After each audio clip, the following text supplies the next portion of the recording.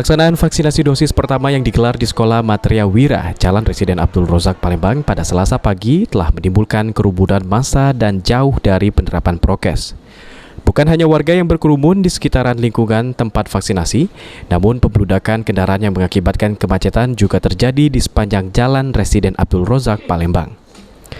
Terkait hal tersebut, Kasat Pol PP Sumsel, Aris Saputra mengatakan, kerumunan massa yang terjadi dalam kegiatan serbuan vaksinasi di Sekolah Matria Wira merupakan kerumunan yang tidak disengaja.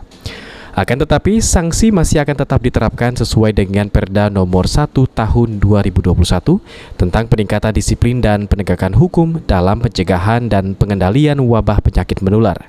Namun dengan sejumlah penyesuaian mengingat konteksnya akibat ketidaksengajaan.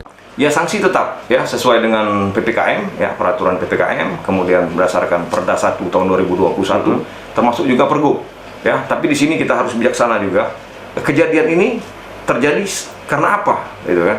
Jadi kerumunan ini terjadi tidak sengaja. Tapi yang jelas ketika ada kerumunan maka itu harus dihentikan dan harus dibubarkan ya, sehingga klaster-klaster baru itu harus kita hentikan. Sekali lagi, ketika terjadi kerumunan ya, kemudian tidak menjaga jarak, tidak memakai masker, ya maka ya, setelah kita berikan arahan atau ini maka akan dibubarkan. Ya tentu ya sanksinya disesuaikan dengan aturan dan ketentuan yang berlaku.